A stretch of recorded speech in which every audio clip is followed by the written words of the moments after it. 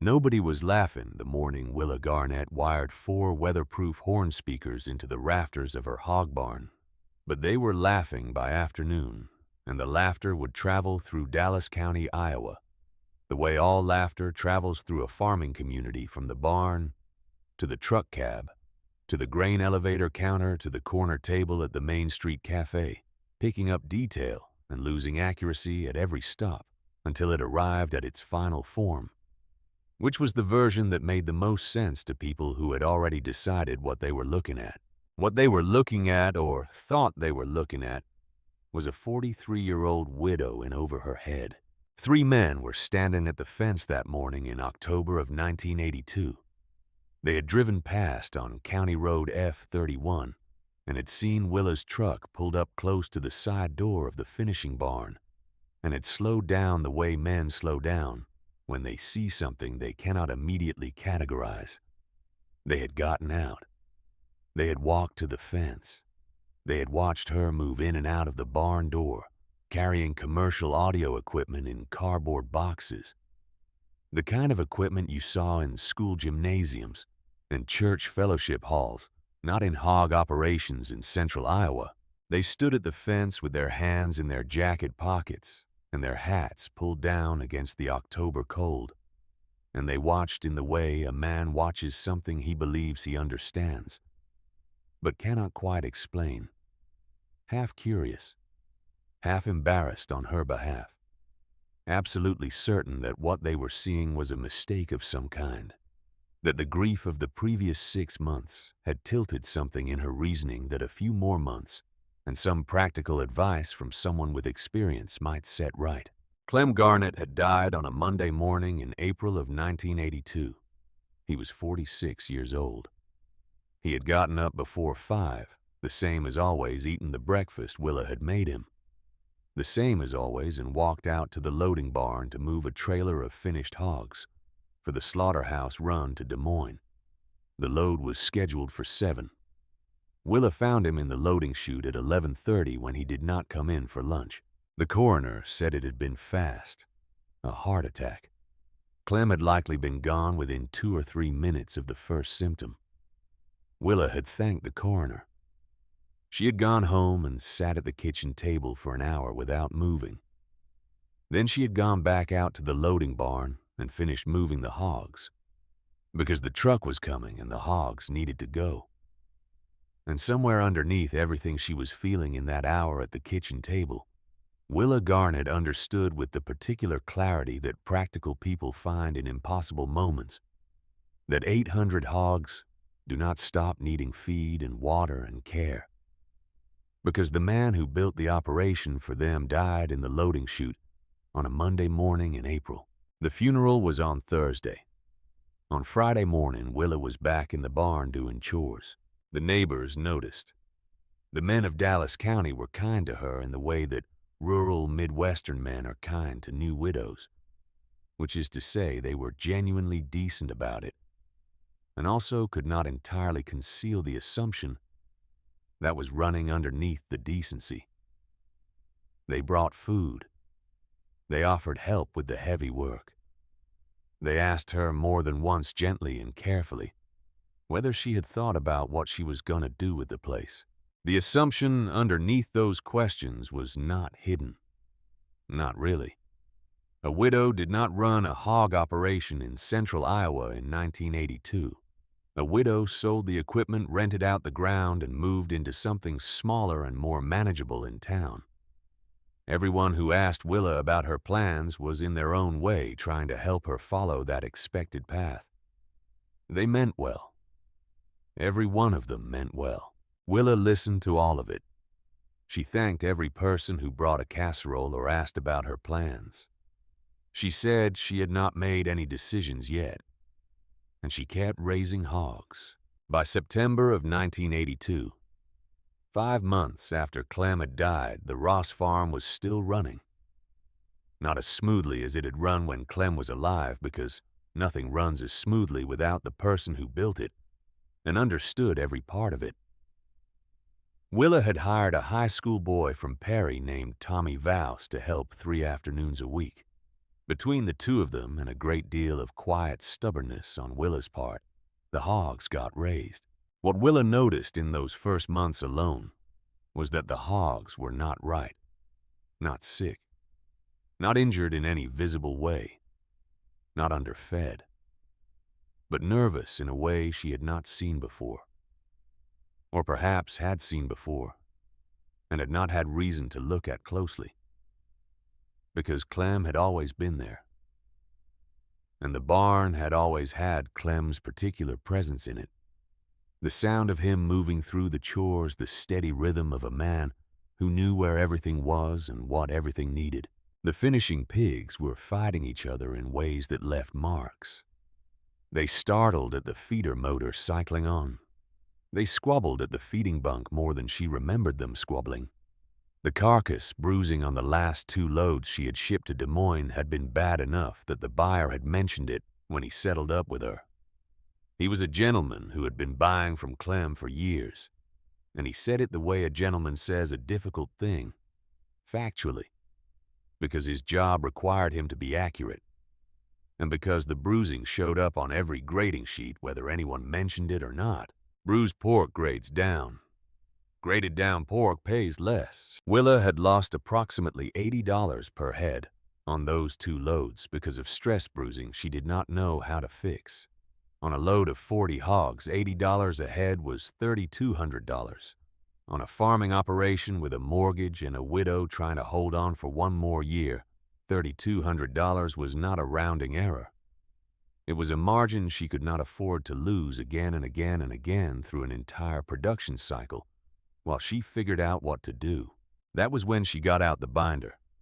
Let me tell you about Adeline Breck, because the widow who wired commercial audio equipment into her hog barn in October of 1982 did not arrive at that decision by accident or impulse or grief-softened judgment. She arrived at it through a chain of reading that had started before she was born on a dairy farm outside of Ames, Iowa, in the kitchen of a woman who had understood something important about how knowledge moves and who it moves to. Adeline Breck had been, before her marriage in 1937, a home economics instructor at Iowa State College, the institution that would later become Iowa State University, and that had been since its founding one of the primary agricultural research universities in the American Midwest. She had been a serious teacher in the way that women of her generation and training were serious teachers, methodical and precise, and genuinely interested in whether her students actually learned what she was trying to give them. She had married Robert Breck in 1937 and had left teaching to run a household and eventually a dairy farm. But Adeline had not stopped reading. The college sent out extension bulletins every month, short technical papers written in plain English by researchers at the University Experiment Station, intended for farmers and their families to use on their own operations. Most farm families received these bulletins. Most of them went into a kitchen drawer or a pile on the counter and eventually got recycled or used to start the wood stove. Adeline read every one of them. She read them the way she had graded papers, carefully and with a pencil in her hand.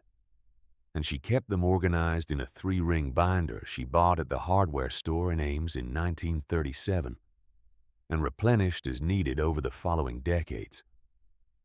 The binder lived on the kitchen shelf next to the cookbooks, because the kitchen shelf was where useful things lived. And Adeline considered the bulletins useful in the specific and serious way that she considered everything that helped her understand the operation she was part of. When Willa left home in 1957 to marry Clem Garnett and begin her life on the farm outside of Perry, Adeline wrapped the binder in brown paper and tied it with kitchen string and gave it to her daughter on the morning of the wedding, not as a sentimental gesture, as a practical one. She told Willa something that her own mother had not told her, and that she wished someone had told her when she was Willa's age. She said that a woman who read the bulletins had access to knowledge that the men at the cafe and the grain elevator and the co-op had not bothered to find out. She said it mattered. She said it would matter for the rest of Willa's life. She said to keep reading them. Then she handed her the binder and went back to getting ready for the ceremony. Willa had taken the binder to the Garnett farm and had added to it every month for 25 years. When Clem bought new equipment, Willa found the relevant bulletins and read them. When they began raising hogs in 1971, she read every swine bulletin the university had published since 1955. She cross-referenced. She took notes in the margins in the rounded cursive she had been using since grade school. Adeline had died in 1976, and Willa had continued the work alone the way you continue things that have become part of how you understand your life. By October of 1982, the binder had become 3 binders organized by subject and year, sitting on the kitchen shelf in the spot that Adeline's original binder had occupied since 1957. 25 years of extension bulletins on every topic that had ever mattered to a Midwestern farm family in Adeline's schoolteacher script, and Willa's rounded cursive, and a later handwriting that was a hybrid of both. Clem had joked more than once that if the house ever caught fire, Willa would save the binders before she saved the wedding photographs.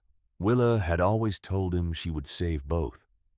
She had not told him that the order depended on which way the fire was moving. In those 3 binders, between a 1971 paper on corn nitrogen uptake and a 1976 paper on alfalfa weevil identification and management, there was a short bulletin published by the Iowa State University Animal Science Department in August of 1974. It was titled, "Ambient Sound Exposure and Stress Response in Confinement Raised Swine." It was 6 pages long. Willa had read it when it arrived in August of 1974 and had filed it in the appropriate section of the appropriate binder and had not thought about it again for 8 years. Because at the time, she and Clem were raising their finishing hogs on a combination of pasture and partial confinement. And the bulletin was specifically about fully enclosed confinement operations, which was not what they were running in 1974. In October of 1982, sitting at the kitchen table with a ledger open in front of her and a number at the bottom of the column that represented $3,200, she could not afford to keep losing. Willa remembered the bulletin. She went to the binder. She found it where she had filed it 8 years earlier. The pages slightly yellowed at the edges, the staple in the upper left corner, beginning to rust at the point where it met the paper. She sat down at the table and read it from the first page to the last. The bulletin described an experiment the university had conducted in 1972 and 1973 on a university-owned hog finishing operation near Ankeny. Researchers had installed commercial-grade speakers in 2 identical finishing barns. One barn received continuous low-volume audio throughout the finishing cycle. The other barn served as the control operating under the normal acoustic conditions of a confinement finishing operation, which the bulletin described with careful precision as an environment characterized by intermittent mechanical sounds of high amplitude and unpredictable onset, which translated out of academic language meant a barn full of feeder motors and ventilation fans and doors and equipment, all of which made sudden loud noises at irregular intervals throughout the day and night. The audio in the treatment barn was a specific mixture. The researchers had been precise about this. It included classical instrumental music selected for predictable harmonic structure and the absence of sudden dynamic changes. It included human voices reading text aloud at conversational volume. And it included what the bulletin called pink noise, a steady low-frequency background sound that the researchers described as a masking signal, something that fills the acoustic environment at a low enough level to cover the sudden sounds that trigger startle responses without being loud enough to constitute a stressor in itself. The experiment ran for 18 months across 3 consecutive groups of finishing hogs. The researchers measured cortisol levels in blood samples drawn at regular intervals. They measured daily weight gain. They measured feed conversion ratios. They counted fighting injuries and documented bruising rates at slaughter through the grading records at the processing facility. The results were set out in plain language in the second half of the bulletin, and Willa read them in the same way she had read everything her mother had taught her to read slowly, with a pencil in her hand. Hogs in the audio treatment barn showed a 38% reduction in circulating cortisol compared to the control group across the full 18 months of the study. They gained weight 4.2% faster than the control animals.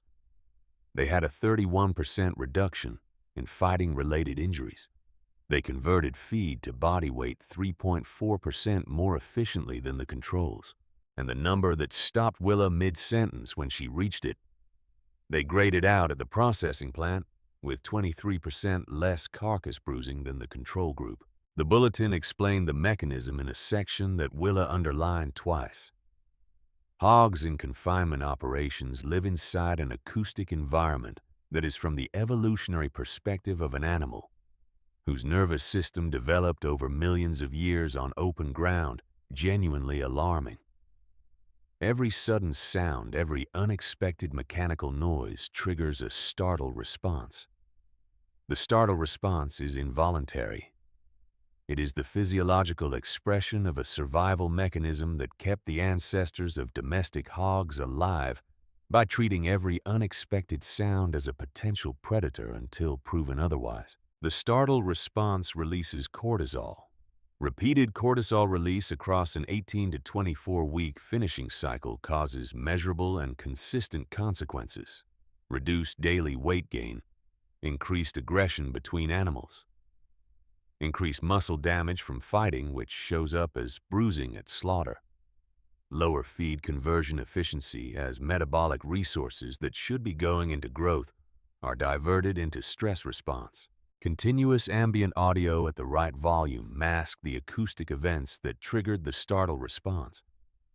Not loud enough to be a stressor itself, loud enough to fill the gaps in the acoustic environment that made each sudden sound stand out and register as a threat signal.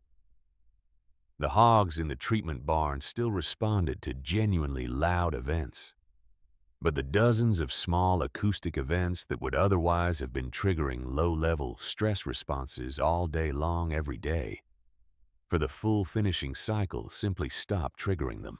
The bulletin recommended weatherproof commercial speakers, a volume of 55 to 65 decibels measured at the center of the barn.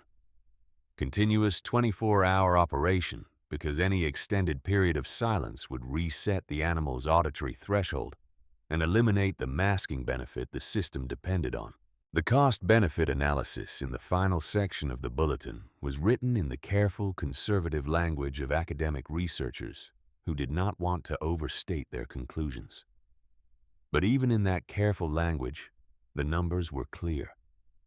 On a 50-sow farrow-to-finish operation producing approximately 800 market hogs per year, the researchers estimated that the feed conversion improvement alone would return the cost of a commercial audio installation in under 90 days. Any revenue improvement from reduced bruising and improved grading premiums was a secondary benefit on top of that. Willa sat at the kitchen table and read the bulletin twice. Then she sat for a while with the binder open in front of her. She was looking at a piece of research published 8 years ago by a university 40 miles from where she was sitting, addressing a problem she had been losing money on for the past 2 months. Written in language clear enough that she had understood it completely. On the first reading and filed in the correct section of the correct binder where it had been sitting accurately organized and immediately retrievable for 8 years. Nobody in Dallas County had mentioned it to her. Not the extension agent, not the buyers from Des Moines, not any of the men who had been raising hogs in the county for decades, and who she had heard in the months since Clem died offer various explanations and suggestions for the bruising problem, all of which involved management changes or feeding adjustments or different handling protocols in the loading chute. Not one of them had suggested that the problem might be acoustic. Willa drove into Des Moines on a Saturday morning in early October. She left the farm at 7 and drove the hour into the city with the bulletin in her coat pocket and the address of a commercial audio supplier she had found in the business directory at the Perry Public Library, written on a slip of paper on the passenger seat. The business was called Whitmer Commercial Audio, located on the east side of Des Moines in a commercial strip that also housed a plumbing supply and a small engine repair shop. Glenn Whitmer had been selling commercial audio equipment to schools and churches and small businesses for 11 years. He was behind the counter when Willa came in, and he asked her what the application was without any particular expectation in his voice. She said it was a hog finishing barn in Dallas County. Glenn Whitmer did not laugh. He had been in retail long enough to know that a customer who walks in with specific requirements and a piece of paper in her coat pocket usually knows more about what she needs than the person behind the counter. He asked if she had a specification document. Willa took the bulletin out of her coat pocket and laid it on the counter. Glenn Whitmer picked it up and read it. He read it the way a professional reads a technical specification, going through it systematically, pausing at the passages that were directly relevant to what he would need to assemble. He was quiet for 12 minutes. Willa stood at the counter and did not rush him. When he set the bulletin down, he told her he had never installed a system for this application. Then he told her he could see exactly what the specification was asking for, and that he could put together something that met it. He spent 20 minutes writing up a component list. 4 weatherproof horn speakers rated for agricultural and outdoor environments. A commercial-grade amplifier with automatic volume limiting. A commercial AM and FM receiver with timer functions, and a battery backup for power interruptions. Armored cable rated for agricultural use. A calibrated decibel meter for installation and ongoing calibration. The total came to $612. Glenn Whitmer applied a 10% discount without being asked and told Willa he wanted to know how the experiment turned out. Willa wrote the check. She loaded the boxes into her pickup, covered them with a tarp against the October weather, and drove back to Perry. She installed the system over the following weekend with Tommy Vouse's help. Tommy was 17 years old and had been helping on the farm 3 afternoons a week since May, handling the afternoon chores that were too heavy or too time-consuming for Willa to manage alone on top of everything else. He was a quiet boy who worked hard and did not ask unnecessary questions, which were the 2 qualities Willa valued most in a farmhand, regardless of age. They ran the armored cable through the rafters of the finishing barn on Saturday morning. Tommy pulling while Willa directed from below, walking the length of the barn to check the sight lines and make sure the speaker positions would give even coverage across the entire floor area. On Saturday afternoon, they mounted the 4 speakers. On Sunday morning, Willa wired the amplifier and the receiver in the small equipment room at the south end of the barn and connected the system to the farm's electrical supply. At one point on Saturday afternoon, while they were working a particularly difficult run of cable around a structural beam near the northwest corner of the barn, Tommy asked whether she was absolutely sure about this. Willa was on the top step of the ladder when he asked it. She did not come down from the ladder. She kept working the cable around the beam and told Tommy that she was not absolutely sure about anything. She said she had read a paper from the university, and the paper said this would work, and she was going to find out whether the paper was right. Tommy considered this for a moment. Then he nodded. Then he went back to pulling cable. By Sunday afternoon, the system was running. Willa tuned the receiver to KWOI-FM, the Iowa State University public radio station broadcasting from Ames, which carried classical music during the day, agricultural programming at scheduled intervals, and talk programming in the evenings. The signal reached Dallas County clearly. She set the volume using the calibrated decibel meter from Glenn Whitmer, walking the barn floor and measuring at the center of each quadrant, until she had a consistent reading of 62 decibels at the center of the barn. The hogs reacted within 20 minutes. The animals closest to the speakers stopped what they were doing and turned their ears toward the ceiling with the focused attention of an animal encountering something it has not encountered before. Then they went back to eating. And then over the course of the next hour, something happened in that finishing barn that Willa had not seen in 11 years of raising hogs on this property. The squabbling at the feeder slowed. The nervous pacing stopped. The hogs ate their fill and then walked away from the bunk without the jostling and marking that had been a constant feature of the barn for months. Several animals lay down on their sides against the warm concrete floor and stretched out in the sprawling, boneless posture of an animal that is genuinely at ease. The posture that Willa associated with good conditions and low stress. The posture she had been seeing less and less of in the months since Clem died. KWOI-FM played something by Brahms. The hogs did not lift their heads. Willa stood in the doorway of the finishing barn for almost an hour with a cup of coffee that went cold in her hands. She did not take notes. She was not in the mode of a researcher observing data. She was simply standing in the doorway of a barn that her husband had built, watching something happen that she did not fully understand yet, but that she recognized in the way you recognize something important before you can say exactly what makes it important. Somewhere underneath the part of her that was thinking about cortisol levels and feed conversion ratios and the grading sheets from Hormel, something else was happening. Something she had not had room for in the months of chores and ledgers and mortgage payments and neighbors with casseroles and the specific loneliness of learning to do alone. All the things that two people had always done together. She did not name it standing in the doorway that Sunday evening. She stood until the coffee was cold, and then she went inside. The story was across Dallas County by Tuesday. Tommy Vows had told his father on Sunday evening. His father had mentioned it at the grain elevator in Perry on Monday morning to two other hog farmers. Those men had told their wives. Their wives had told the woman who waitressed at the Main Street Cafe. By Tuesday afternoon, when Willa drove into Perry to pick up feed at the cooperative, 3 men stopped her on the sidewalk in the space of 2 blocks to ask in the careful, neutral voices of people who want information, without appearing to want it, whether it was true what they had heard about her barn. It was true. Willa confirmed it each time. Classical music, mostly. Some talk programming in the evenings. 24 hours a day, 7 days a week. The men did not laugh to her face. Dallas County men were not rude to widows.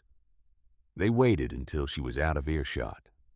The laughter that followed her down the sidewalk in Perry that Tuesday afternoon was the laughter of people who have heard something they cannot fit into any category they have, and who use laughter to manage the discomfort of that situation, which is a very old and very human response to things that do not fit. By the middle of October, Willa Garnett was known throughout Dallas County as the widow playing Brahms to her pigs. Rupert Holt drove over on a Saturday morning in late October. Rupert ran a 200-sow operation 3 miles east of the Garnett farm. He had been one of Clem Garnett's closest friends for 20 years.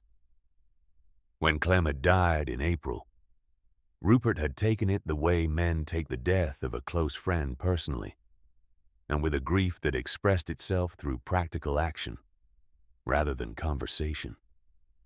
He had been a steady presence in the months after the funeral. He had fixed the loading chute gate when the hinge started pulling loose from the wood. He had brought Willa a list of contractors who could help with the fall work. He had checked in regularly without making the checking in feel like surveillance. He had heard about the radio system from his wife, who had heard about it at the cafe. He drove over on that Saturday morning because he was genuinely fond of Willa and genuinely worried about her, and because he believed with the certainty of a man who had been raising hogs in central Iowa for 28 years without once considering playing music to them, that what she was doing was the kind of thing that happened when a person was not thinking clearly. He stood in Willa's finishing barn for about 10 minutes. He listened to KWOIFM playing something he could not identify, something orchestral, and unhurried moving through the speakers mounted in the rafters above him. He watched the hogs move around the barn floor in a state of calm that he registered without immediately acknowledging what he was registering. He looked at the animals lying in the open floor space away from the feeders, the sprawling, easy posture of animals with no immediate concern. Then he turned to Willa and said what he had driven over to say. He said it as a friend, and he intended it as a friend. And it was, in fact, the kind of thing a genuine friend says, which is the thing that needs to be said, regardless of how uncomfortable it is to say it. He told her that people were talking. He told her that when people started talking about a farm operation in a certain way, banks started paying attention. And she had a mortgage, and she could not afford to become a story that made people raise their eyebrows when her name came up. At the agricultural lender's office in Perry, he told her he was saying this because of what Clem had built.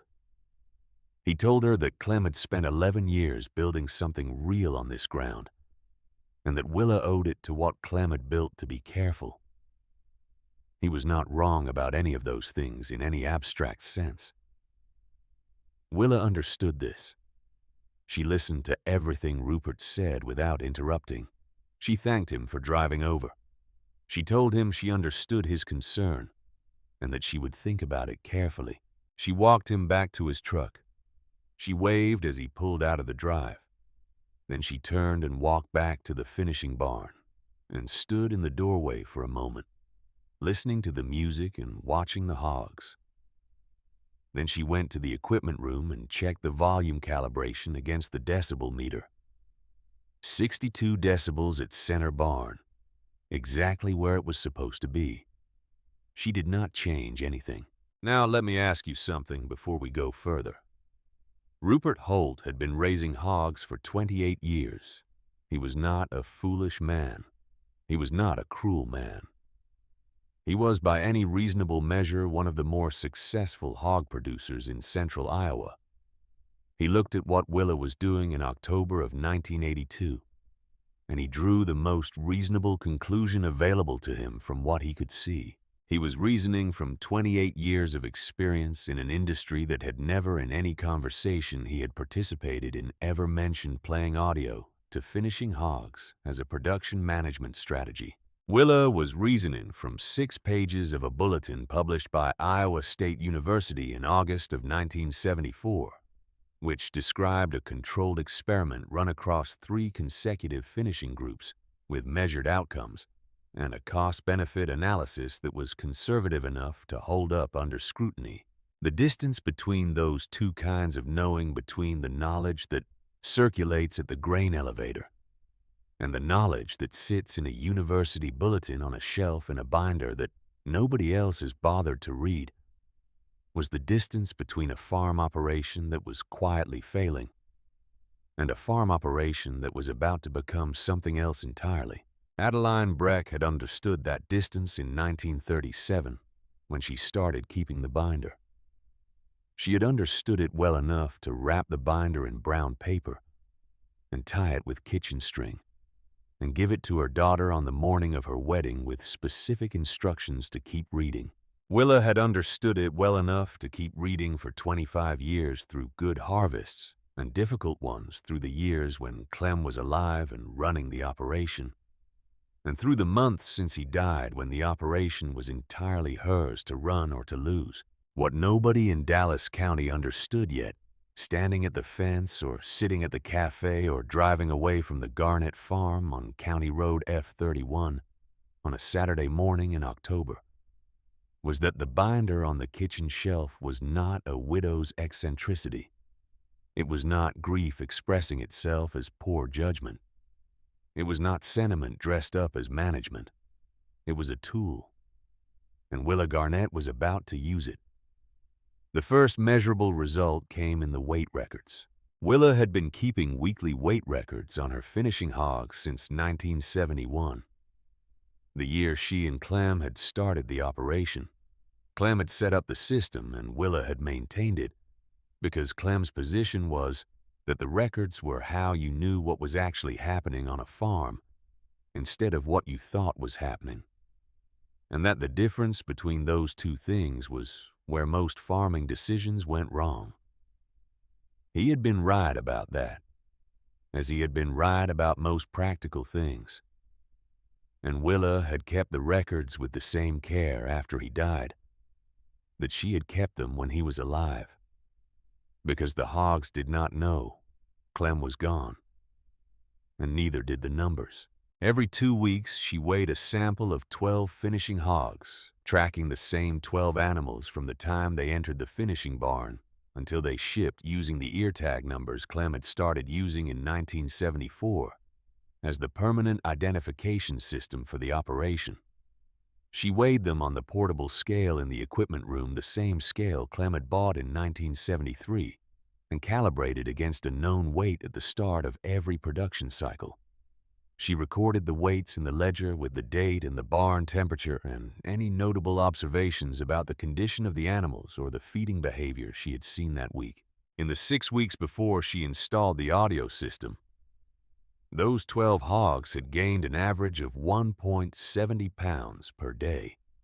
In the 6 weeks after she installed the system, working with the same 12 animals, same scale, same protocol, same feed, same management, in every respect except the 62 decibels of KWOI-FM playing continuously in the rafters above them, those 12 hogs gained an average of 1.78 pounds per day, a 4.7% improvement. The Iowa State Bulletin had predicted 4.2%. Willa stood at the scale on the weigh day in late November when she calculated that figure and looked at it for a long moment. Then she walked back to the equipment room and checked the calibration weight, a 50-pound cast iron block that hung on a nail beside the scale. The scale read 50 pounds. She noted it in the ledger. Then she went back and weighed the 12 hogs again, one at a time, writing each weight in a separate column on a fresh page so she could compare directly to the previous entry. The numbers were the same. She wrote the result in the ledger and moved on to the afternoon chores. She did not tell anyone what the numbers said, not Tommy Vows, who was there 3 afternoons a week and who had helped her install the system, and who was at least partially curious about whether the thing was working, not the feed supplier when he came out on Thursday, not any of the men at the cooperative in Perry where she picked up mineral supplements on Friday morning.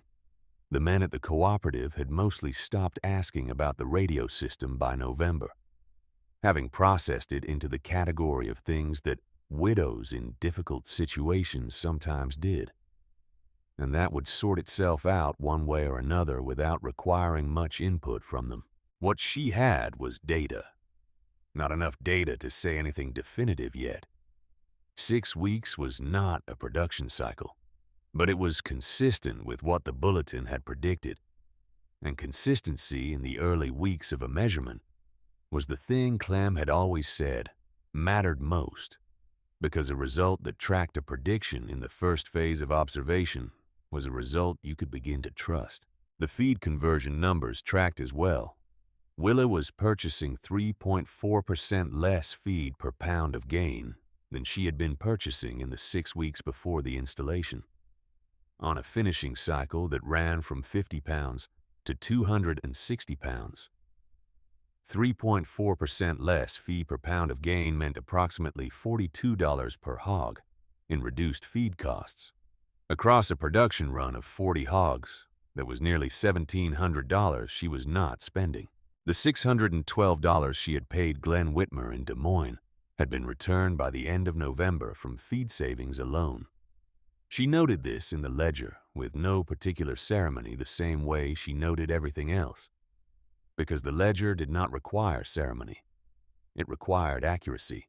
What the ledger could not yet tell her was the number that mattered most. The number at the grading plant. the number that would appear on the Hormel settlement sheet after the buyer walked her load and assigned each carcass its grade and calculated the premium or the discount against the base market price. That number was the one she had been losing on. That was the number that $3,200 a load had come from. And she would not know what that number said about the audio system until she shipped a load of hogs that had been finished entirely under the new conditions from the beginning of their finishing cycle to the end. The load that met that criterion would ship in February of 1983. In the meantime, Dallas County continued its assessment of Willa Garnett and her radio-equipped hog barn. The story had settled by November into the comfortable form that county stories always find eventually, which is the form that requires the least revision of existing beliefs. The widow was playing music to her pigs. It was an unusual thing to do. It was probably harmless. It was certainly strange enough to be entertaining at the cafe table. And it would sort itself out when the grading sheets from Hormel came back the way grading sheets from stressed hog operations always came back, with numbers that told the true story, regardless of what was happening in the rafters. This was not said cruelly. Almost none of it was said cruelly. People in agricultural communities are not generally cruel to their neighbors in distress. They are simply operating from the knowledge they have and the knowledge they had in Dallas County in the autumn of 1982 about the relationship between audio systems and hog finishing outcomes was exactly zero, because nobody in Dallas County had read the bulletin. Rupert Holt had said his piece in October and had gone back to his operation 3 miles east and had resumed his regular check-ins with Willa, bringing her a load of square bales from his second cutting in November, when he heard she was running low, fixing the tractor hydraulic line when it failed on a Tuesday morning. And she called him because the repair required 2 people. He was a good neighbor in the ways that counted. He did not raise the subject of the radio system again after October, but he drove County Road F31 several times a week on his way to town and back. And the Garnett farm sat on County Road F31, and Rupert Holt was a man who had been watching hog operations for 28 years, and who noticed things about hog operations the way a person notices things they have been looking at for a long time. He noticed in November that the Garnett finishing barn was quieter than it had been in September. Not the music. He could hear the faint sound of the radio when he slowed down near the property, and the music was not what he was noticing. What he was noticing was the absence of the other sounds that a finishing barn full of stressed hogs makes: the sharp squealing of animals fighting at the feeder, the constant low-grade commotion of a group of animals that has not established its hierarchy and is working through the process in the way hogs work through it with their teeth and their shoulders, and the particular aggressive persistence of an animal that is simultaneously prey-wired and stubborn. He had heard those sounds from the Garnett barn in September. He was not hearing them now in November. He did not stop the truck. He did not turn into the driveway. He slowed to 15 miles an hour on County Road F31 and looked at the barn from the road for a moment, and then drove on. He did not mention what he had noticed to anyone, because mentioning it would have required him to say something he was not yet prepared to say, which was that the thing Willa was doing might not be as straightforwardly misguided as he had told her it was.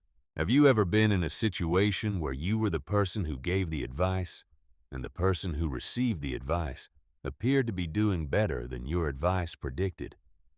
Have you ever watched someone work quietly towards something, while the world around them continued to operate from assumptions that were not keeping up with what the evidence was showing? There is a particular quality to that situation when you are the one who gave the advice. It does not feel like watching someone prove you wrong.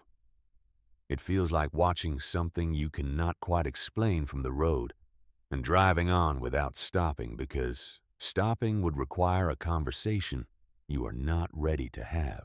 Rupert Holt drove past the Garnett farm on a Wednesday afternoon in early December and slowed the truck the way he had been slowing it for 6 weeks. The barn was quiet. Through the ventilation slots near the roofline, he could hear very faintly an orchestral piece from KWOI-FM carrying on the cold air. The lot between the barn and the lane was clear. Willa was somewhere on the property, either in the barn or in the farrowing house or in the house itself, doing the work that the operation required.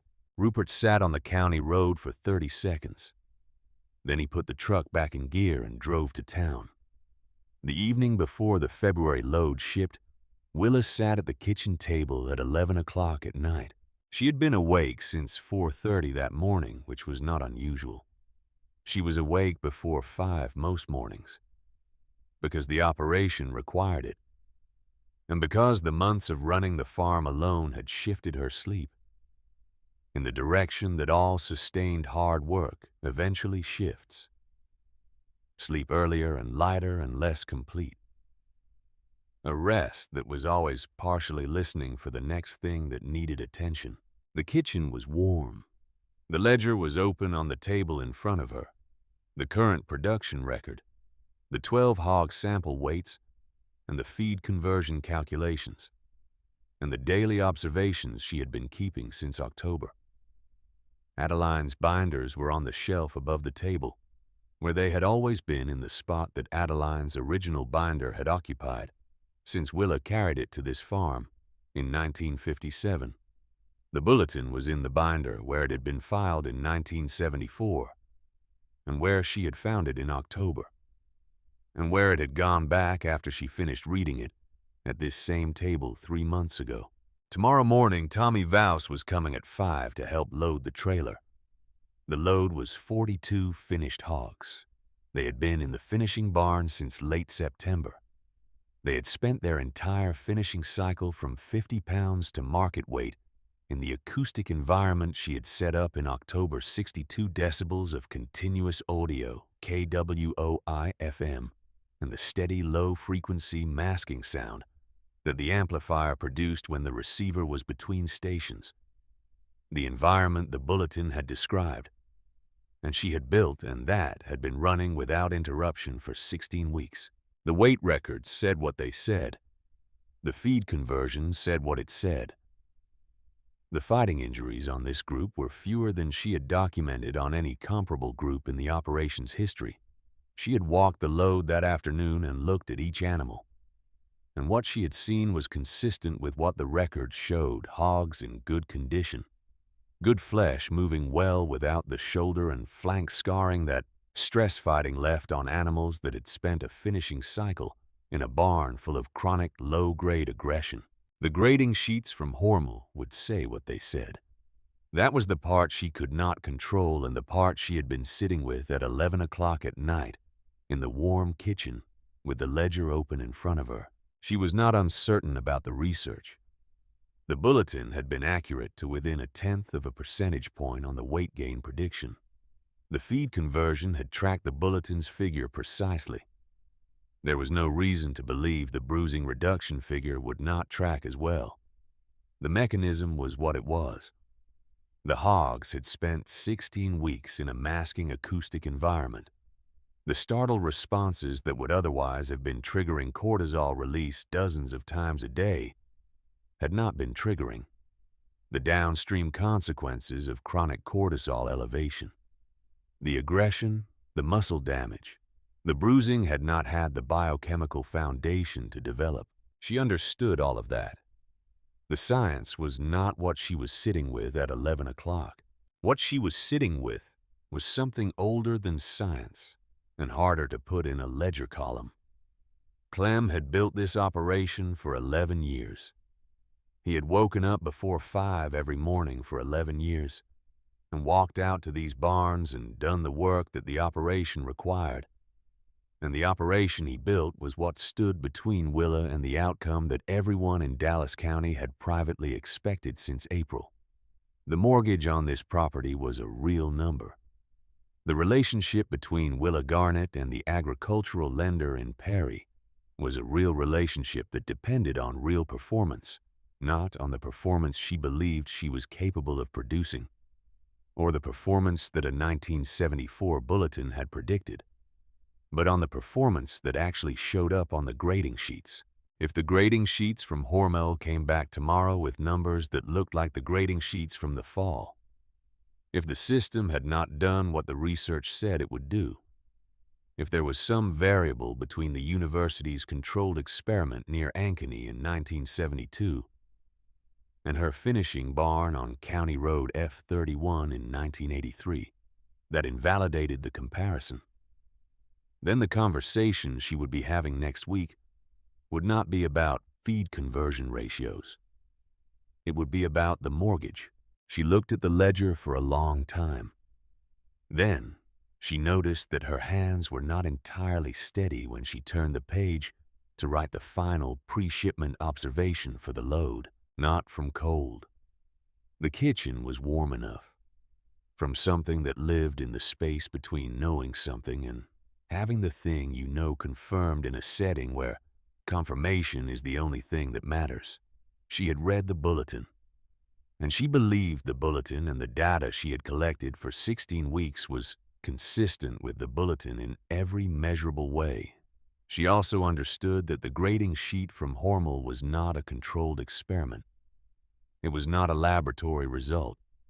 It was the actual world measuring the actual output of her actual farm, and the actual world had a long history of not cooperating with the predictions of even carefully designed research. She sat at the table for a while longer.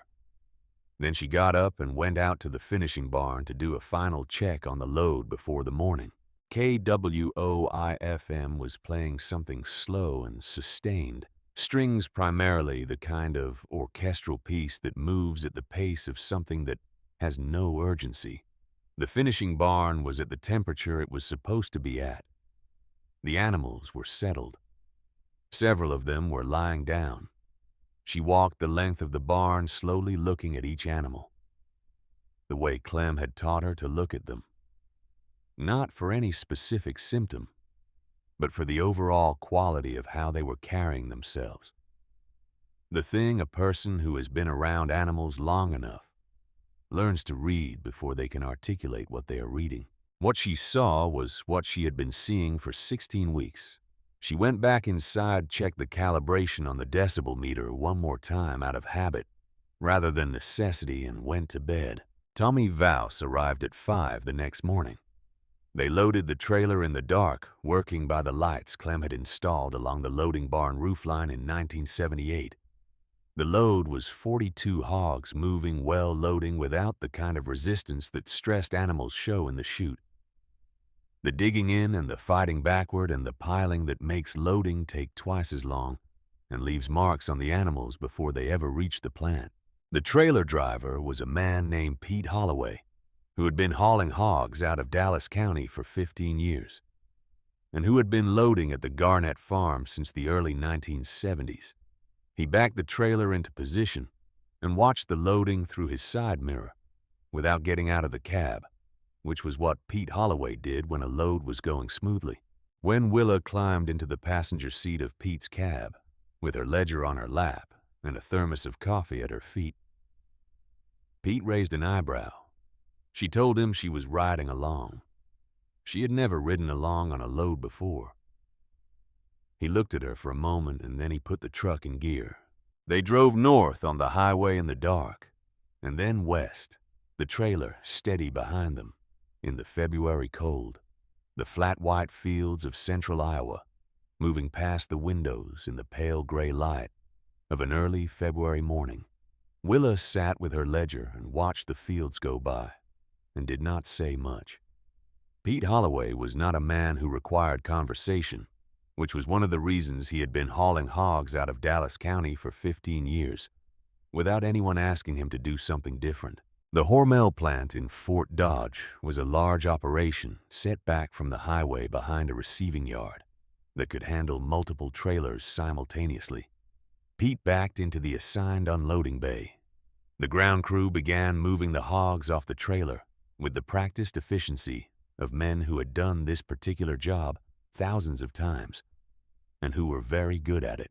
The buyer that morning was a man named Art Sessler. He had been grading hogs at the Hormel plant in Fort Dodge for 9 years. He was not the senior buyer. He was the morning shift grader, competent and thorough. And he walked Willa's load the way he walked every load moving through the group of animals as they came off the trailer and into the receiving area, evaluating each animal by the criteria he had been trained to evaluate, and that 9 years of doing this job had made automatic. He walked the load once. He stopped at the far end of the receiving area. He turned and looked back at the group of hogs moving through the space behind him. Then he walked the load a second time more slowly than the first time, pausing at specific animals, moving his hands along shoulders and flanks in the practiced examination of someone checking for something specific. He was checking for bruising, for the subcutaneous muscle damage that chronic stress fighting leaves in the tissue under the skin, the damage that shows up in the grading and in the carcass yield. And that tells the story of what kind of finishing operation produced the animal, regardless of what the farmer says about his management. He was checking for it, and he was not finding it in the quantity he expected to find it. He went into the small office off the receiving floor. He came back out with a man named Dolph Cranmer. Dolph Cranmer had been buying hogs for Hormel in Fort Dodge for 23 years. He was the plant's senior buyer, the person whose job it was to know what a hog looked like when it came in, what the carcass would yield, what grade the animal would meet, and what that grade meant for what the farmer would be paid. He had walked more hog loads in 23 years than he could count, and he had developed the particular confidence of expertise, the ability to assess quickly and accurately, which is not arrogance, but is the genuine product of sustained experience applied consistently over a long time. He walked Willa's load. He moved through the group of animals with the economy of motion of a man who does not need to stop and think about each step, because the steps are automatic. He paused at the third animal on the right side of the group and ran his hand along the shoulder, the way Art Sessler had done, pressing with his fingers into the area behind the shoulder blade, where the deepest bruising typically concentrates. He did not find what he was looking for. He moved to the next animal, then the next. He worked through the group methodically, the way he had worked through thousands of loads over 23 years. And the result he was getting was not the result that 23 years of experience had taught him to expect from a 50-sow operation in central Iowa shipping in February. He turned and looked at Willa. She was standing near the entry to the receiving area with her ledger under her arm and her coat buttoned against the cold of the receiving floor, which was cold in the specific way that large refrigerated industrial spaces are cold. Not outdoor cold, but the steady ambient cold of a temperature maintained for a purpose. Dolph Cranmer told her he had been buying hogs in this plant for 23 years. He told her he had never seen a load from a 50-sow operation looking like this load. He told her he would like to know what she was doing up there. Willa opened her ledger. She showed him the weight records from the 16 weeks since October. She showed him the feed conversion calculations. She told him about the bulletin from Iowa State, the one from August of 1974. The 6-page paper about ambient sound exposure and stress response in confinement, raised swine. She told him about Glenn Whitmer and the $612 and the 4 weatherproof horn speakers in the rafters of the finishing barn. She told him about KWOI-FM playing at 62 decibels 24 hours a day, 7 days a week since the 3rd weekend of October. She told him about her mother and the binder on the kitchen shelf. Dolph Cranmer listened to all of it. He did not interrupt. He asked 3 questions when she finished. He asked what radio station. He asked what decibel level. He asked whether she still had the original bulletin. Willa told him yes to the 3rd question and said she had a copy she could send him. He told her he would appreciate that. Then he told her he would like to have someone from Hormel come out to her farm at some point if she was willing to look at the operation. Willa said she was willing. Then she rode back to Perry with Pete Holloway and the empty trailer in the February cold, the thermos still between her feet and the ledger in her lap, watching the flat white fields of central Iowa pass by the window in the mid-morning light. She did not take the grading sheets out of her coat pocket and read them while she was in the truck. She did not read them when she got home and took her coat off either. She put the kettle on. She sat down at the kitchen table. She waited until the kettle was ready and she had made a cup of tea and set it in front of her on the table.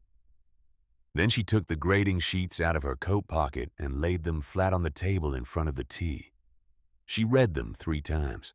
The load had graded out at the highest premium tier that Hormel offered, a carcass quality designation that paid an additional $14.20 per hundredweight above the base market price. On a 260-pound market hog that was approximately $37 per head, above what the same animal would have brought at standard grade. On a load of 42 hogs, it was $1,554 above what the load would have earned at the grade her loads had been earning in the fall. She had been losing $3,200 a load in the fall from bruising penalties. She was earning $1,554 above base in February, from a premium that reflected what the hogs looked like when Dolph Cranmer walked them. The difference between those 2 numbers measured across a full year of production against a mortgage and a property that 11 men in Dallas County had privately expected to be on the market before the first anniversary of Clem Garnett's death was the difference between losing the farm and keeping it. She put her head down on her arms on the kitchen table. She cried for about 10 minutes quietly, the way a person cries when there is no one to see them, and no particular need for the crying to be anything other than what it is, which is the body releasing something that has been held too long. She did not cry about the grading sheets. She cried about April, which she had not cried about in the way it needed to be cried about, because April had been immediately followed by everything that required her attention and care, and the particular kind of competence that does not leave room for grief to move through in its own time. The tea was still warm when she lifted her head. She sat for a while. Then she got up and went out to the barn to check on the farrowing sows, because the farrowing house had 2 sows within a week of their due dates, and the February cold required checking more often than the calendar strictly demanded. KWOI-FM was playing a piano concerto in the finishing barn as she walked past. She could hear it faintly through the insulated walls. The sound came through the way music comes through the walls of a building, when it is playing at a comfortable volume inside present, but not intrusive a sound that is part of the building without dominating it. She did not stop at the finishing barn. She went to the farrowing house and checked the sows and came back through the cold February evening and went inside and sat at the kitchen table with the grading sheets and the ledger open in front of her and began working out the projection for the full year. Feed savings per finishing cycle approximately $42 per hog. Premium per head above base grade $37.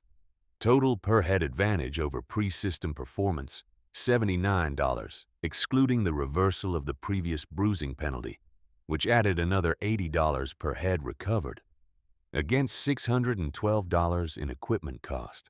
She wrote the numbers in the ledger in the same plain way she wrote everything in the ledger, and then she sat looking at them for a while.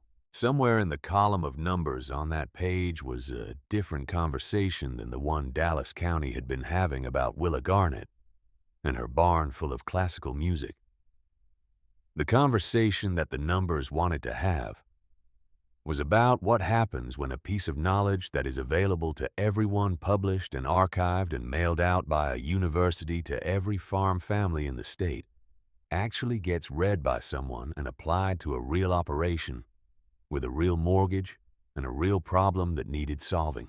It was not a complicated conversation. It was just not a conversation that had been happening. The men at the cafe and the grain elevator and the cooperative were reasoning from experience. 28 years of raising hogs, 15 years of buying loads, 11 years of watching a neighboring operation. All of it real. All of it valuable in the ways that accumulated practical experience is always valuable. None of it included 6 pages from August of 1974. Willa closed the ledger. She put the grading sheets in the manila folder where she kept the shipping records. She washed the teacup. Then she went to bed, and for the first time since April, she slept through the night. Owen Pickard drove out to the Garnett farm on a Tuesday morning in April of 1983. He arrived exactly 1 year, almost to the day after Clem Garnett had died in the loading chute on a Monday morning in April of 1982. Willa did not know this when she saw his truck turn into the drive from the kitchen window. She had not been keeping track of the anniversary in any conscious way, because keeping track of anniversaries requires a kind of attention that the operation did not leave room for, and because the date itself was not something she needed a calendar to remember. Owen Pickard was Hormel's regional producer relations manager for Central Iowa. His job was to identify the producers in his territory whose operations were producing results that stood out from the baseline. Find out what those producers were doing differently, and determine whether what they were doing was something that Hormel had an interest in understanding better or encouraging more broadly. He had been doing this job for 16 years. He had visited somewhere between 300 and 400 individual hog operations in central Iowa in that time.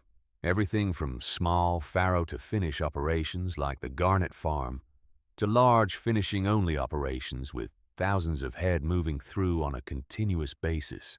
He had received the memo from Dolph Cranmer in February 2 days after Willa's load had come through the plant.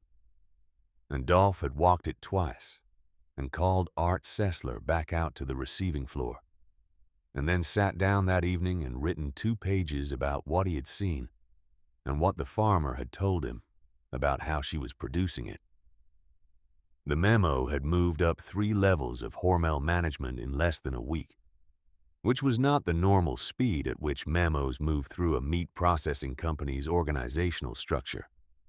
It had reached Owen Pickard with a note attached from his supervisor, asking him to go look at the operation personally and report back.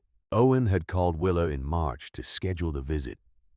She had been direct with him on the phone, which he appreciated because farmers who were doing something genuinely different were usually either very open about it or very closed about it. And the ones who were open about it were almost always the ones who had something real to show. She told him to come on a Tuesday, and she would have the operation ready for him to walk through. He parked in the drive beside the equipment shed. Willa met him at the door of the farmhouse in a clean work shirt and her good jeans, which was how she dressed when she was receiving someone from a company, rather than doing morning chores. She gave him coffee. She walked him through the farrowing house first, then the nursery, then the finishing barn, moving through each space in the order that the production cycle followed. Beginning to end, the way the hogs themselves moved through the operation from birth to market. In the finishing barn, Owen stood in the center of the floor and looked up at the 4 weatherproof horn speakers mounted in the rafters. KWOI-FM was playing something he recognized but could not name a string quartet. Unhurried, moving through the warm air of the barn above the sound of the feeder motors and the ventilation system. The hogs in the pens along the east wall were doing what the hogs in that barn had been doing since October, which was eating, resting, and conducting the normal, low-level social activity of a finishing group, without the chronic agitation that stress produces. He stood in the center of the floor for a while, without saying anything. Then Willa walked him back to the farmhouse and sat him down at the kitchen table. She opened the ledger first.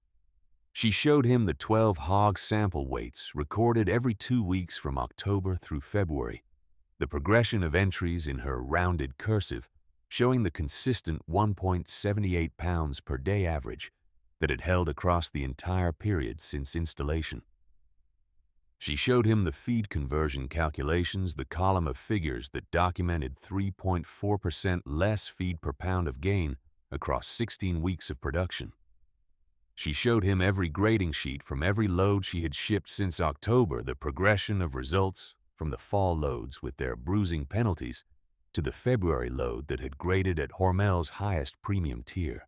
Then she opened Adeline's binder and took out the bulletin. She laid it on the table in front of Owen Pickard and told him it was 6 pages published by Iowa State University in August of 1974. She told him about the controlled experiment near Ankeny, the 2 identical barns, the 3 consecutive finishing groups, the 18 months of measurement. She read him the key figures from the results section, the 38% cortisol reduction, the 4.2% weight gain improvement, the 23% bruising reduction, the 90-day payback period from feed savings alone. Then she told him about her mother. She told him about Adeline Breck and the binder that had lived on the kitchen shelf since 1957. The 30 years of extension bulletins organized by subject and year.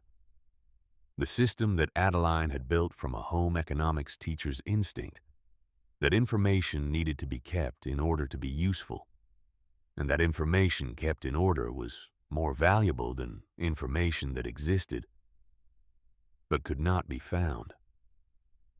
She told him about the morning of her wedding when Adeline had wrapped the binder in brown paper and tied it with kitchen string, and what Adeline had told her when she handed it over.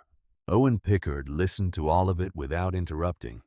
He was a good listener in the way that people who have spent 16 years gathering information from farmers learn to be good listeners, attentive and patient, and genuinely curious. Understanding that the farmer in front of him always knew something about the specific operation that he did not know, and that his job was to understand that specific thing as accurately as possible. When Willa finished, he sat quietly for a moment. Then he told her he had been at Hormel for 16 years. He told her he had visited somewhere between 300 and 400 producer operations in central Iowa in that time. He told her he had never seen anything like what she had on the kitchen table. He meant the combination of things. Not just the ledger, though the ledger was unusually detailed. Not just the grading sheets, though the progression from fall to February was striking in the way that clean data is always striking when it tells a clear story. What he meant was the whole of it, the bulletin that had been published 9 years ago, and that nobody in Dallas County had read until a widow needed to solve a problem and went looking through her mother's binder, the systematic application of that bulletin to a working operation with a real mortgage and real consequences in the records that documented the result in the same plain, careful way that the operation had been run since Clem Garnett set up the record system in 1971. He asked her whether she would be willing to let Hormel use her operation as a case study. Willa told him she would think about it. She called him back 2 weeks later on a Thursday morning in late April. She told him yes with one condition. The condition was that the case study had to present what she had done accurately, which meant it had to be a story about what happens when a farmer reads the university research and applies it to a working operation. The bulletin had existed since 1974. The research was Iowa State's, not hers. The experiment had been run by university scientists in 1972 and 1973, and they had published every number. She had read the bulletin and installed the system and kept the records, but the knowledge that made the system work was in the bulletin, and the bulletin had been available to every hog farmer in Iowa for 9 years. She was not the person who had discovered anything. She was the first person in Dallas County who had bothered to look for what was already there. Owen Pickard agreed to the condition without hesitation. He told her it was exactly the story Hormel wanted to tell. In June of 1983, a chartered bus left the Hormel plant in Fort Dodge at 7:30 in the morning carrying 12 hog producers from across central Iowa. Hormel had organized the tour through their producer relations network, reaching out through the county agricultural offices and the cooperative extension contacts to identify operations that were in the size range and production type where what the Garnett farm had done would be directly applicable. The 12 producers on the bus ran operations ranging from 40 sows to 350 sows. Every one of them was a farrow-to-finish operation. Every one of them had seen the bruising numbers on their own grading sheets often enough that the problem was familiar. Owen Pickard was on the bus. He had brought along a swine nutritionist from Iowa State University who had been familiar with the 1974 bulletin and who could speak to the research behind the audio system from the scientific side. The county extension agent for Dallas County was there as well, a man who had been somewhat embarrassed when Owen called to invite him, having spent several months in the vague general vicinity of the Garnett operation, without once suggesting to Willa that the 1974 bulletin might address her bruising problem, despite the fact that the bulletin was part of the extension archive he was theoretically responsible for. Rupert Holt was one of the 12 producers. He had been contacted directly by Owen Pickard, who had identified him through the county extension records as the largest farrow-to-finish operator in Dallas County, and as a man with a long history with the Garnett operation. Rupert had accepted the invitation without asking too many questions, which was not his usual approach to invitations from processing company representatives, but which seemed appropriate in this case for reasons he did not fully articulate to himself. He had ridden a bus for 2 hours to attend a farm tour at a 50-sow operation, 7 miles from his own property on a road he had driven hundreds of times. He was aware of the specific quality of this situation. He was not a man who was unaware of the specific quality of situations. The bus pulled into the Garnett Drive at 9:30. Willa had coffee and pastries from the bakery in Perry set out on a folding table in the farmyard. She was wearing the same clean work shirt and good jeans she had worn for Owen Pickard's visit in April. She greeted the group at the bus door and walked them through the operation in the same order she had walked Owen through it. Farrowing house nursery, finishing barn. The production sequence from beginning to end. In the finishing barn, 12 hog producers stood in the center of the floor and looked up at 4 weatherproof horn speakers in the rafters of a 50-sow operation, while KWOIFM played something none of them could identify. The same thing Owen Pickard had done in April. The same involuntary upward look that every person who enters that barn makes when they hear music coming from above a group of finishing hogs. The Iowa State nutritionist spoke for about 20 minutes, walking the group through the mechanism in the bulletin, the acoustic stress response, the cortisol cascade, the downstream consequences for weight gain and feed conversion and bruising at slaughter. He had a clipboard with the key figures from the 1974 research, and he read them out in the plain language that extension educators use when they are translating research for a working farmer audience. Then Owen Pickard talked about the grading sheets. He showed them the comparison between Willa's fall loads and the February load, the numbers set side by side in a 1-page summary that one of the Hormel administrative staff had prepared from the plant records. He showed them the premium calculation. He showed them what a year of production at the February grade level was worth to a 50-sow operation against a year of production at the fall grade level. Willa stood near the door of the finishing barn while Owen talked. She did not speak unless someone directed a question specifically to her, and even then she answered directly and briefly and returned the floor to Owen or to the Iowa State nutritionist, because she had made her own assessment of what her role in this morning was. And her role was not to give a presentation. She had kept the records, and she had shipped the loads, and she had let the grading sheets say what they said. That was her contribution. The rest of it was other people's work. When the presentation was finished and the group had moved back out to the farmyard and were standing around the coffee table with cups in their hands, talking in the way that farmers talk, after they have received information, they are in the process of deciding what to do with Rupert Holt, separated from the group, and walked toward Willa. He was holding his cap in both hands when he reached her. He had taken it off at some point in the finishing barn and had not put it back on, which was not something Rupert Holt typically did on a farm visit, because a man who has been farming in central Iowa for 28 years treats his cap as a working part of his equipment and does not go around without it.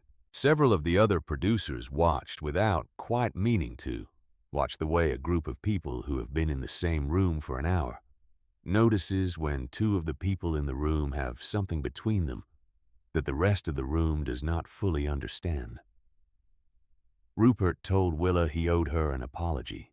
He told her he had come to her barn in October and had told her she was going to lose the farm. He told her he had said it in front of her barn in the building that Clem had built on the operation that Clem had built, and that he had said it with the certainty of a man who believed he was telling the truth, because he was telling the truth as he understood it, which was the specific kind of wrong that was hardest to acknowledge, because it was not careless wrong or dishonest wrong, but wrong that came from believing you knew more than you did. He told her he was wrong in a bigger way than he had known how to be wrong in October. He told her he was saying it now in front of these men, because if he did not say it in front of people, it would not cost him enough to mean what it needed to mean. Willa looked at Rupert Holt the way she looked at most things, directly and without hurry. She told him there was nothing to apologize for.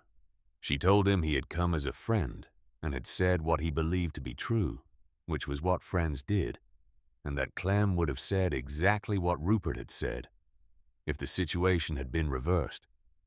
And it had been Rupert's wife running a hog operation with a radio system in the finishing barn.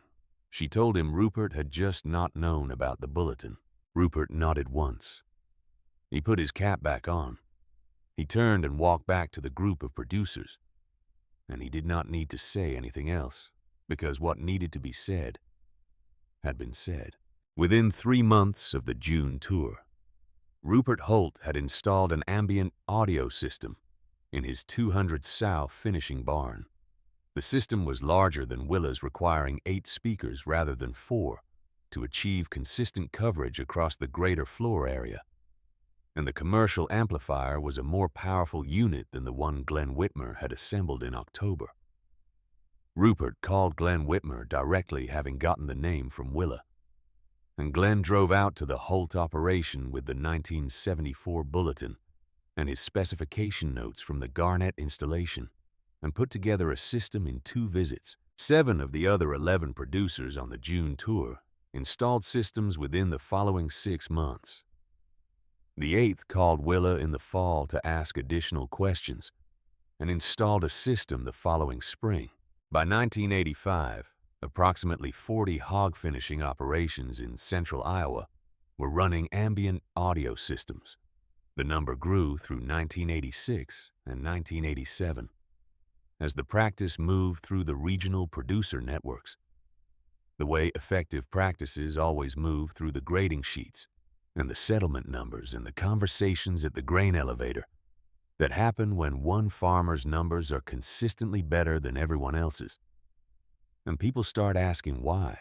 In 1988, the Iowa State University Extension Service incorporated ambient audio management into its official recommendations for confinement hog finishing operations. The recommendation was based on the original 1974 research, which had been available for 14 years before anyone in the commercial production network had implemented it at scale, and on the operational data that had been accumulating since 1982, from the growing number of operations that had followed what Willa had done.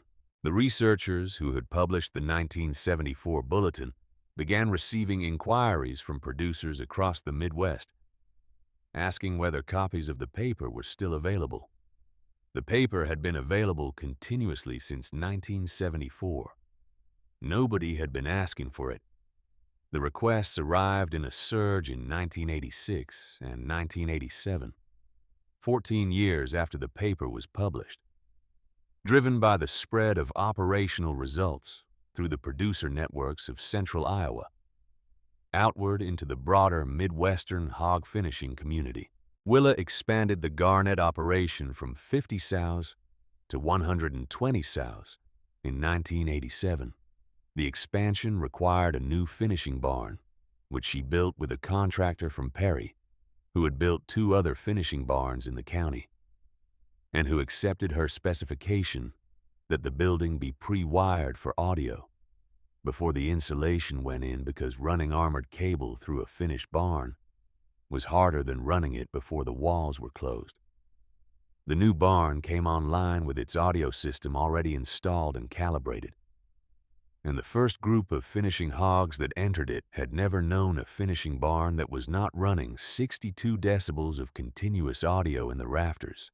She paid off the mortgage on the Garnet farm in 1991. She drove to the Farmers Savings Bank in Perry on a Wednesday morning in October and wrote the final check at the counter with the loan officer she had been working with since the difficult months after Clem died. The man who had been patient with her in the specific and professional way that a good agricultural lender is patient with a borrower who is producing results and making her payments and asking for nothing beyond what the original agreement required. She drove home on County Road F31 and went into the kitchen and opened the small drawer where she kept the important documents, the insurance papers and the property tax records and the deed. She took out the mortgage document, the original loan agreement from 1971 that she and Clem had signed at this same bank on the day they closed on the property. She had been a widow for 5 years at that point, and the document was 12 years old, and Clem's signature on the bottom line was the handwriting of a man she had known for 33 years. She hung the paid mortgage certificate on the wall above the kitchen table, next to the wedding photograph of herself and Clem from 1957. The one taken outside the Lutheran church in Perry on a June afternoon when she was 18 years old, and Clem was 22, and neither of them had any idea what they were going to build together over the next 25 years, or what it would cost to build it, or what it would take to keep it. After only one of them was left to do the keeping, she bought an additional 80 acres from a retiring neighbor in 1994 ground that adjoined the east side of the Garnet property, and that Clem had talked about buying for years before the price and the timing were never quite right. She added a second farrowing house in 1996 and a third finishing barn in 1998. The third barn wired for audio from the foundation up the same way the 1987 barn had been. She retired from active hog production in 2008. She was 69 years old. She had been running the Garnet operation for 26 years, 11 of them with Clem and 15 of them alone. And the operation she handed over to the younger family from Jefferson, Iowa, who had been working with her since 2003 on a gradual transition, was not the operation that the men at the fence in October of 1982 had expected to see on the market within the year. It was a 120 sow farrow-to-finish operation, running 3 finishing barns on 260 acres, with a grading premium history at Hormel that went back 25 years, and that Owen Pickard had once described in a note he sent Willa after a retirement dinner. Hormel hosted for him in 2001 as the single most instructive producer relationship of his career. She kept the farmhouse. She kept the kitchen table where the ledger had been open on so many evenings. She kept the shelf above the table where the binders had lived since 1957. The binders were the same binders refilled and reorganized and expanded across 50 years of use, the spines worn where hands had pulled them from the shelf and replaced them.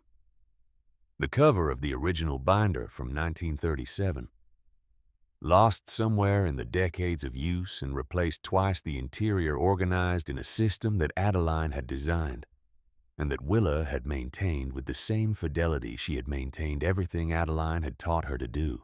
The 1974 bulletin was in the second binder in its original position in the subject section where it had been filed in August of 1974, and where it had sat for 8 years before Willa found it in October of 1982, and took it out and laid it on the kitchen table and read it twice.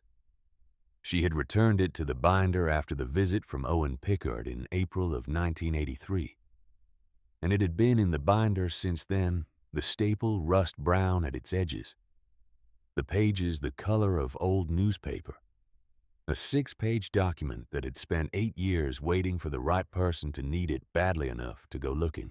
The family from Jefferson, Iowa, who took over the operation in 2008, included a daughter named Nora, who had graduated from Iowa State University's agricultural program the previous spring, and who had been working on the Garnet operation for the final year of the transition, learning the specific rhythms of this specific operation in the way that people learn operations that have been run carefully for a long time, by being present for enough of the daily decisions to understand why things are done the way they are done, rather than simply how they are done.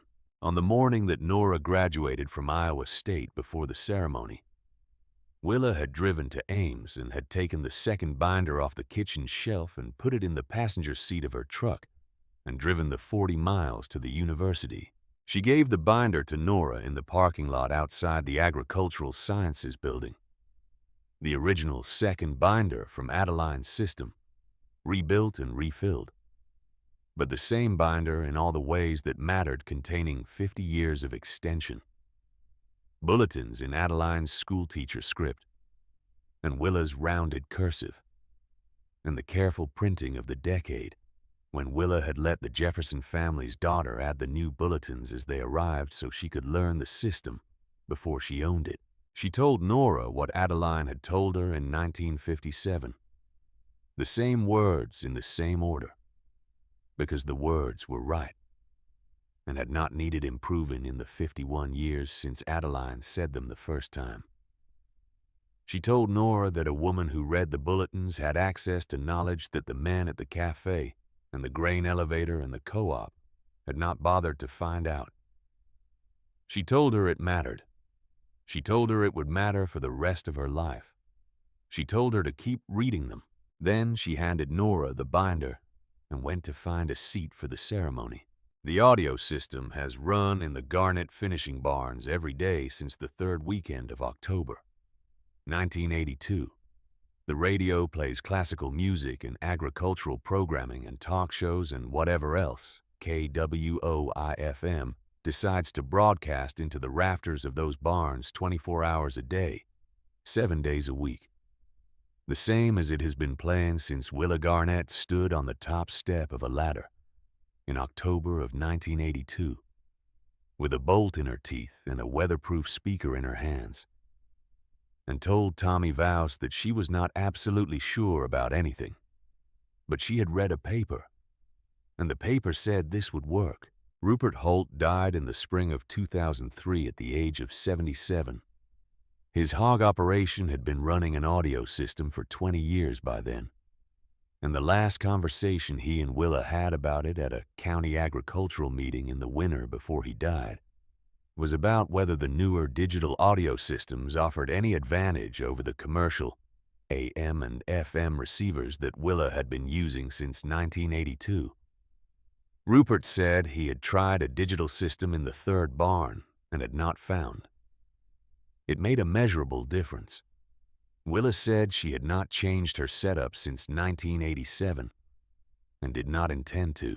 At Rupert's funeral, his wife, Marjorie, told Willa that Rupert had said more than once in the last years of his life that the best thing that had ever happened to his hog operation was the October morning he drove over to the Garnet farm and said the wrong thing to the right woman. Adeline Breck's binder is still in the Garnet farmhouse in Dallas County, Iowa. The kitchen shelf that has held it since 1957 holds it still. The 1974 bulletin is in the second binder where it has always been. The staple is the color of old iron. The pages are the color of paper that has been stored for 50 years in a system designed by a woman who understood that knowledge is only useful if it can be found when it is needed. Willa takes the bulletin out sometimes to show it to visitors, the agricultural journalists, and the university researchers, and the occasional Hormel representative who drives out to the farm on County Road F31 to look at the operation that started something in central Iowa in the autumn of 1982. She sets it on the kitchen table and lets them read it. It takes about 12 minutes if you read carefully, which is the same amount of time it took Glenn Whitmer in Des Moines in October of 1982. The bulletin is 6 pages long. It recommends 55 to 65 decibels. It was published in August of 1974 and has been available in the Iowa State University Extension Archive ever since, available to every hog farmer in Iowa who was on the extension mailing list, which was most of them sitting in drawers and on counters and in the occasional binder on the occasional kitchen shelf waiting for the person who needed it badly enough to go looking. What Willa Garnett did was not complicated. She had a problem and she went looking for the solution in the place her mother had taught her to look for solutions, and she found it in the place her mother had taught her to keep things so they could be found. She spent $612 on the solution. She kept records, the way Clem had taught her to keep records. She shipped her loads and waited for the grading sheets to say what they said. She never raised her voice in Dallas County. She never argued with anyone about the radio system, or the bulletin, or the cortisol mechanism, or the acoustic masking properties of pink noise. She let the grading sheets make the argument, because she understood that no conversation at a fence line or a cafe table was going to move the men who needed to be moved, but a $14.20 per hundredweight premium on a load of 42 hogs would move anyone who was paying attention to their own settlement numbers. The knowledge that changes an operation is almost never the knowledge at the coffee table. It is almost never the knowledge that circulates through the grain elevator, or the cooperative, or the conversations that happen between men who have been doing the same thing, the same way for 20 years, and who are sharing what they know with each other, which is real and valuable and insufficient, because they are sharing only what they already have. The knowledge that changes things sits on a shelf in a binder that someone organized carefully and someone else maintained for 50 years, and a third person found in a moment of genuine need and read twice with a pencil in her hand. It has been sitting there since 1974. It will sit there until someone needs it badly enough to go looking. The hogs did not care who found it. They slept on their sides on the warm concrete floor, with the music playing in the rafters, and they converted their feed to body weight at 4.7% above the rate of every operation in Dallas County that was not running 62 decibels of continuous audio. And when they shipped to Fort Dodge, the grading sheets said what they said. That was the argument. Willa Garnett never needed another one.